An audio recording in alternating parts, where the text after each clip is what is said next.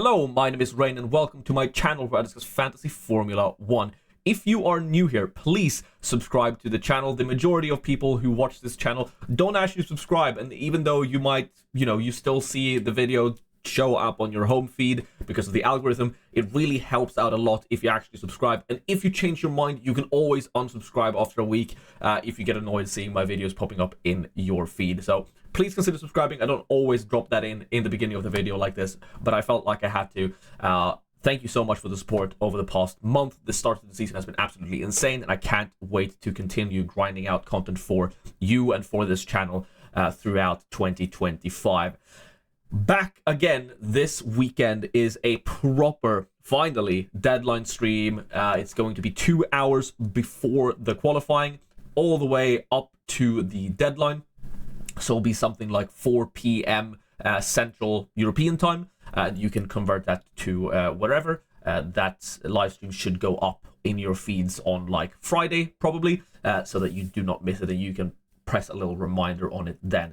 That's also why you should subscribe, so you do not miss it, because now, once the stream's back in full force, we can actually do all of the stuff that I've wanted to do on the stream all this time. You know, there's been some early morning streams I've been away, but I'm just happy to be back in this seat. And I also put up a little new graphic here. Let me know if you like it, if you can see anything, if there's anything missing from it. For those of you who've been here through multiple team selection videos, I thought we'll at least do this for the race week review over what happened in Japan, and then we can sort of go into the actual app and do some tinkering with the team depending on what my transfers are likely to be. Now for Bahrain, there are two important things to note that we need to talk about before we get into talking about what happened in Japan. The first thing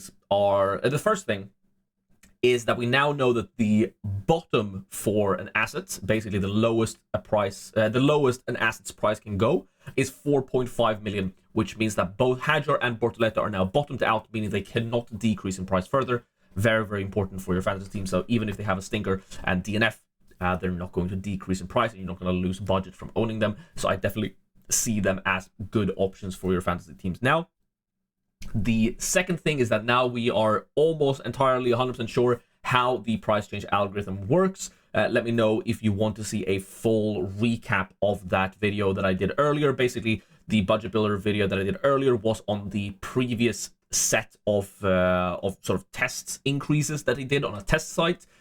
They ended up altering it slightly. It is still somewhat correct, but it's not entirely correct. But I am looking into making a new budget builder team, how price changes work type video. Hopefully I can get that up maybe sometime next week. I'm also working on the limitless video. That one requires a bit more research done, so that should hopefully be out at least maybe after this triple header has finished. With that said, let's just briefly mention Japan. It was an absolute stinker of a race. Nothing happened.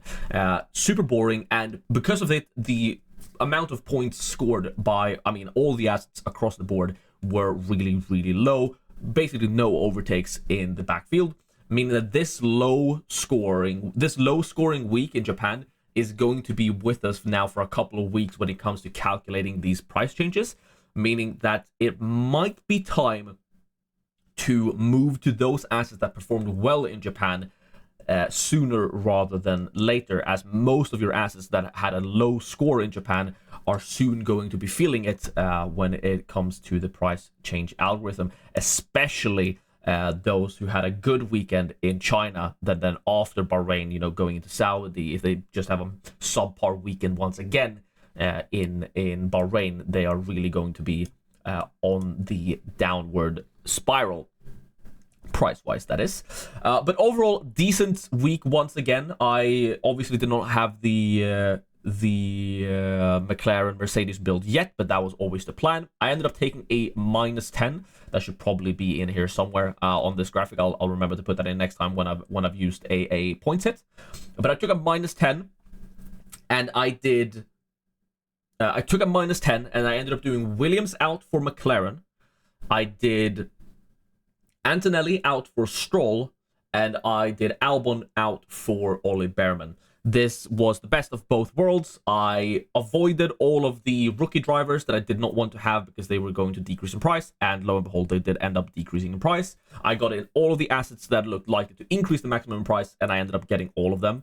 Hulkenberg obviously didn't increase the maximum, but I had him since before. And then I wanted McLaren for the points, and McLaren ended up scoring the most points once again. So I really got the best of both worlds with that -10 transfer, and now I'm sort of set up for the future, and I don't have to take a -10 again. Haas, a bit disappointing, only getting 10 points, but it was just one of those weeks for all the back markers, still increased 0.6 million. I think this really shows the power of you know, how easy it's going to be for these constructors to increase in price this season. And then, I mean, Norris on the 2x, I'm happy to have him while I do have him. I am hoping that while I have him over Piastri, I know a lot of people are switching to the Piastri McLaren Mercedes build in Bahrain, or have already switched to it. I'm really hoping that Norris can outscore Piastri by a couple of points, more than just a couple of points in the next week, since I feel like it's going to be a slight differential owning Norris and McLaren, since most people will be on a Piastri and McLaren build. Why am I talking like this? Am I not going to buy Piastri now? The answer is no, and I'm going to show you why once we switch over to the different screen. Switching over to the budget builder site on F1 Fantasy Tools. If you want to get the premium version of F1 Fantasy Tools, you can do so with my affiliate code, link in the description. That gets you 50% off your first month, and it also helps me out a ton. So if you want to get the premium features on F1 Fantasy Tools, fantastic website. You should do so with my code and not pay the full price for it, obviously. Here we can see required points needed for each of the assets to increase in price in Bahrain. Most of these cheaper assets are really, really unlikely to increase in price in Bahrain. I mean, Stroll, an 8-pointer, if Stroll gets 8 points, that's a good weekend, right? So Stroll can still hit it, but even Bortoletto at 4.5 million needs to hit an 8-pointer. And I mean, look further down the list. Hulkenberg, 19. Lawson, 19 points. Albon, 17. Sainz, 19.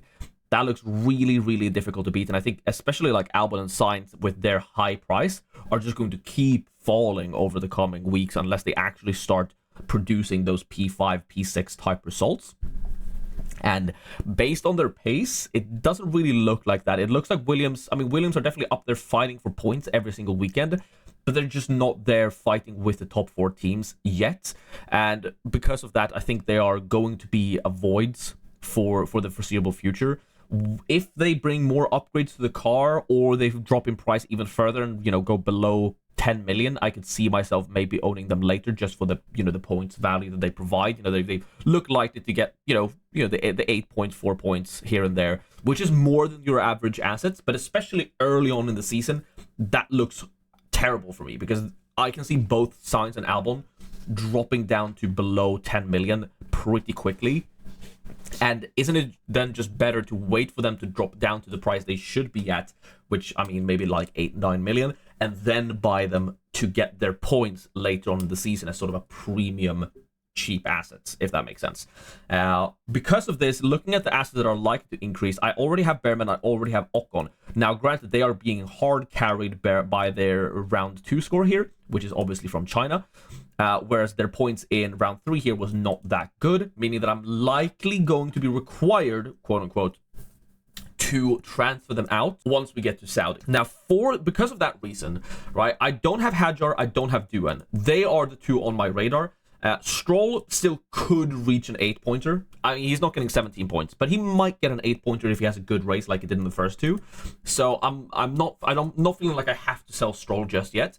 Hulkenberg has to go. I mean, 7.8 million. He has a 2-pointer and a 1-pointer. He needs to score 19 points to just not drop in price. That's never happening. Hulkenberg has got to go. He's the easiest sell for me and for any team out there. And I think the obvious 2 buys are Hadjar and Duan. So let's actually go over and tinker a bit on the F1 Fantasy Tools, on the actual F1 Fantasy website, right?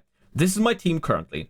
And obviously, as I talked about in my race week preview video that I posted earlier this week, you should check that out. The optimal team going forward is going to be a team with McLaren plus Mercedes plus 1 premium driver. And the only way that I can fit that in this race and getting Piastri in there and not someone like a Russell or a Kimi Antonelli on my 2X is to make and do a -20. And that's just not going to happen, right? I am not going to do -20 to get to this team. This feels completely backwards to the way I'm playing the game. Sure, this is a solid team. I think a lot of people are going to run this exact team, and I think this team is good. It's just, I don't think it's -20 good. Especially not since I could gain a bit more budget by keeping Haas and Lando Norris for another week. I mean, Piastri only increased 0.1 million. Sure, Piastri is more likely to increase 0.3 million next race compared to Norris. But, I mean, Norris is still out there, you know, delivering the points. I don't think it's that important to catch Oscar Piastri's, you know, 0.2 price rise more than Lando Norris. So because I'm not doing this team for a -20, again, if you want to do a -20, go for it. I just don't think we should do that many hits. I've already done one this season. I did one in total all of last year, especially for just switching out cheaper assets. Not going to work for me. So for that reason, and since I know I'm keeping McLaren Haas for one more race, I essentially have two options. I can either just sell Nico Hülkenberg for one transfer, probably bringing Isaac Hadjar, or I could sell two assets, and that would be either Stroll or Ocon. Let's do Stroll for now, because I don't think I want Stroll in Saudi, for Jack Doohan. Because again, Jack Doohan is someone who scored decently well in Japan, so at least once the Bahrain, at least once the China points are gone, Doohan could be someone that actually like has enough points to potentially rise in Saudi Arabia as well, and I could catch 2.6 million price rises for him. So that is appealing with, like, that's the appeal with doing both these transfers with Jack Doohan.